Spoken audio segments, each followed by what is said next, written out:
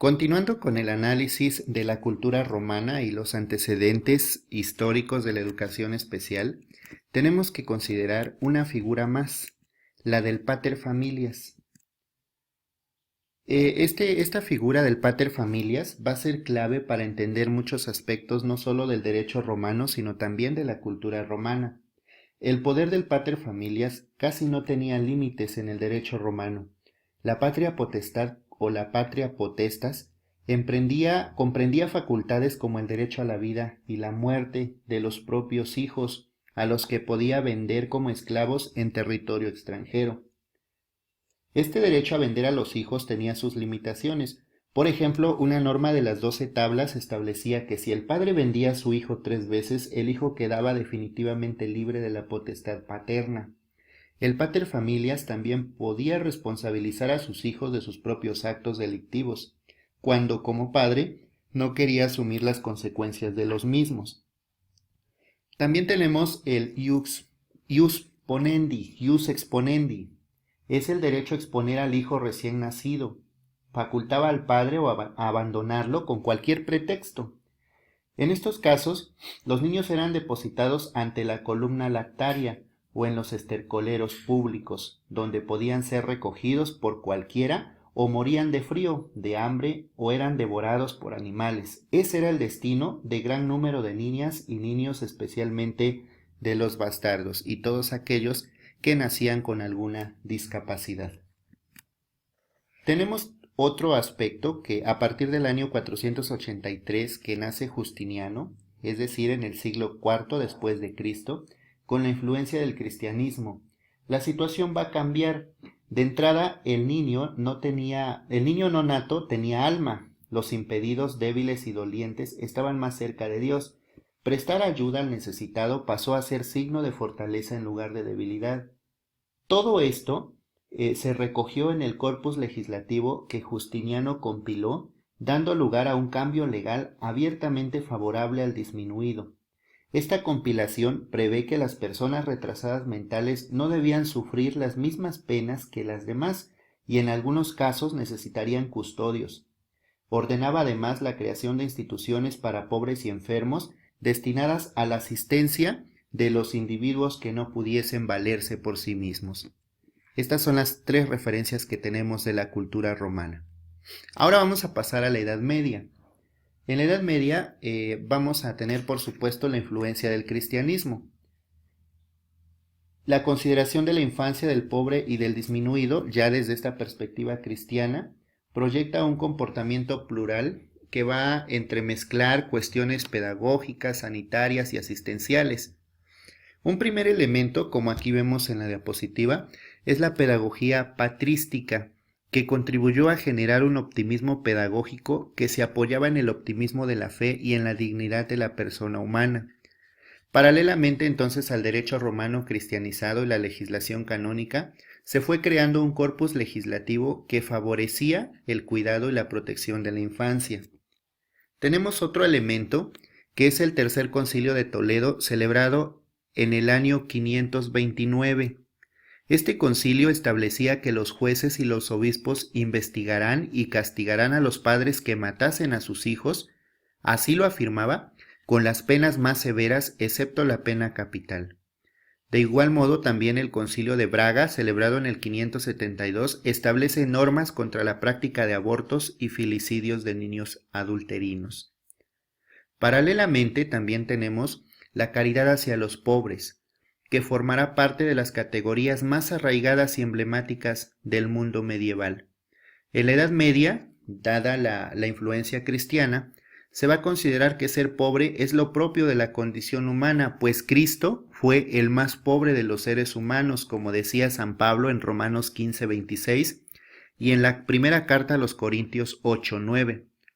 Por eso la pobreza era considerado algo positivo, porque nos acerca a Cristo, mueve la caridad y con ello a la salvación. Entonces la pastoral del medievo va a llamar constantemente a ejercer la caridad con los más pobres, los desdichados y desvalidos. En medio de ellos estaba Cristo, ese era el fundamento.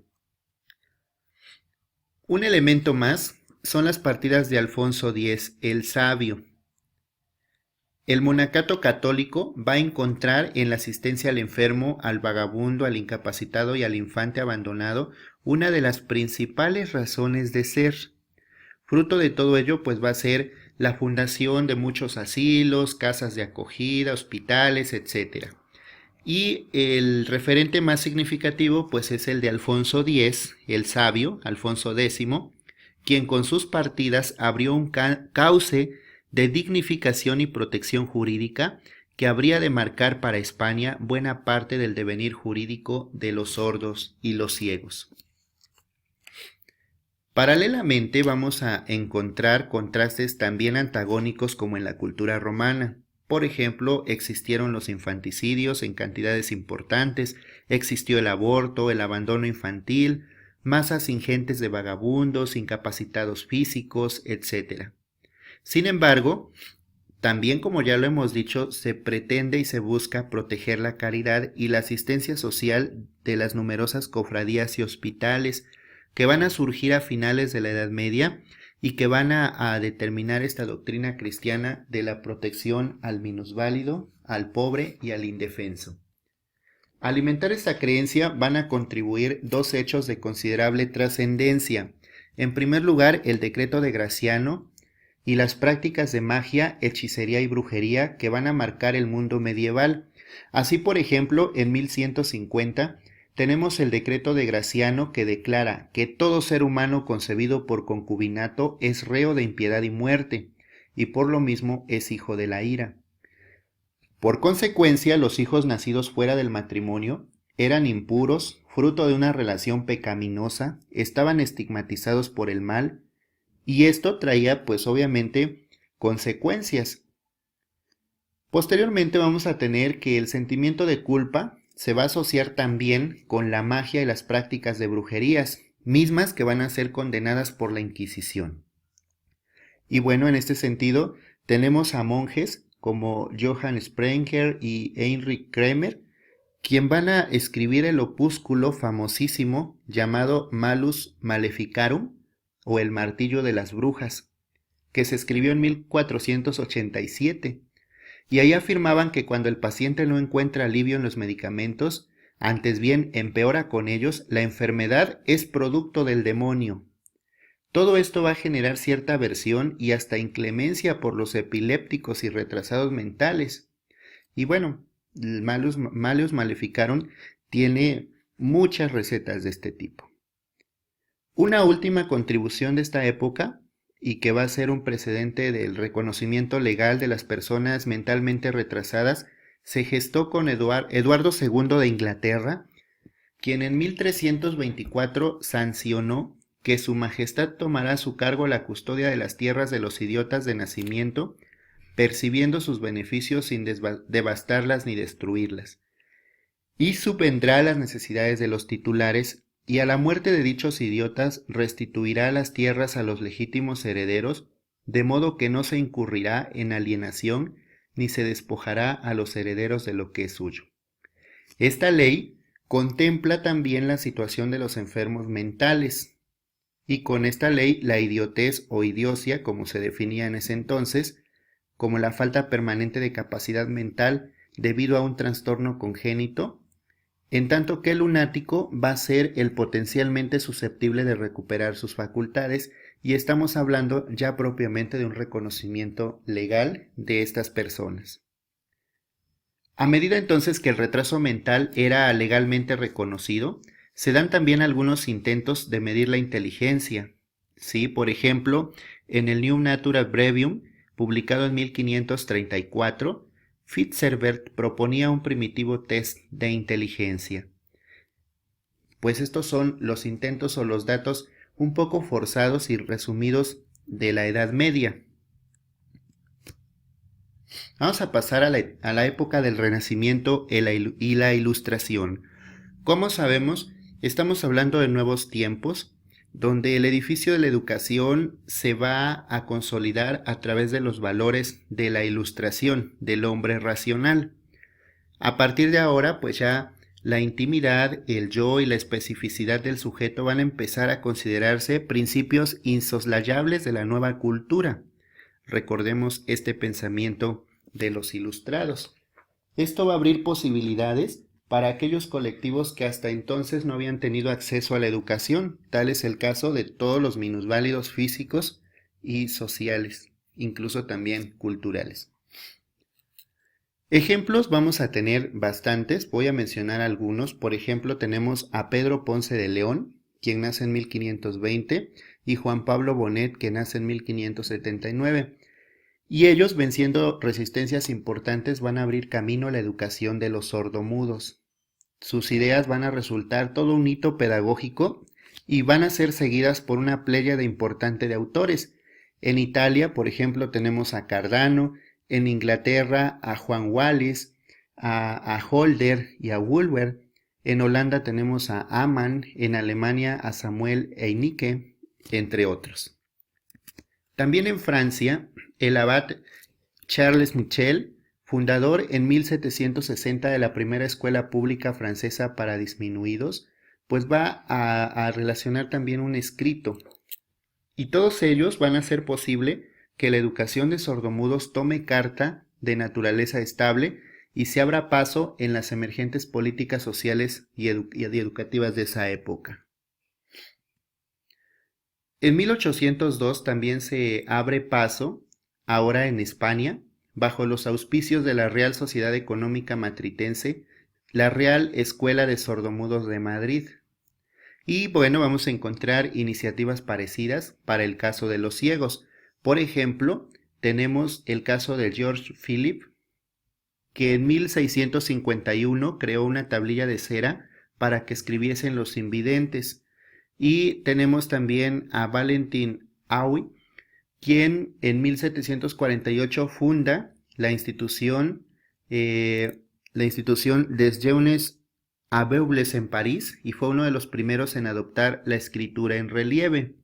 Y bueno, aquí vamos a tener varios seguidores, entre ellos pues Braille, cuyo código pues ya conocemos muy bien. Sin embargo, una de las figuras más importantes de esta época y que va a considerarse el punto de partida de la llamada educación social europea es Luis Vives, quien publica su libro el 17 de marzo de 1526 de Subventione Pauperum, y se trata de un programa humanista europeo sobre la ayuda al pobre y al necesitado. A partir de aquí es importante mencionar, se va a abrir un nuevo campo para la educación social que va a tener en sucesivas medidas asistenciales y culturales cofradías, casas de doctrinos, asilos, hospitales, orfanatorios, etc. En el caso español, la llamada Ley Tavera de 1540 va a marcar también la atención asistencial al pobre y al necesitado. Y bueno, ahí se siguen muchas otras publicaciones. Se abre entonces la educación social y entre las variables que van a destacar este planteamiento tenemos las aportaciones realizadas por las reformas católicas y protestantes, que al considerar la fe un principio irrenunciable y universal, alimentado y mantenido por la educación, van a alentar a una labor social, humanista y pedagógica que alcanzaba las más amplias capas sociales marginadas hasta entonces. También tenemos los planteamientos científicos y metodológicos alumbrados por el mecanismo moderno y sobre todo por el racionalismo empírico. Y tenemos entonces que el aprendizaje tomó un sesgo empírico, censista y hasta paidocéntrico, de tremendas consecuencias para la gestión, nacimiento y desarrollo de la educación especial.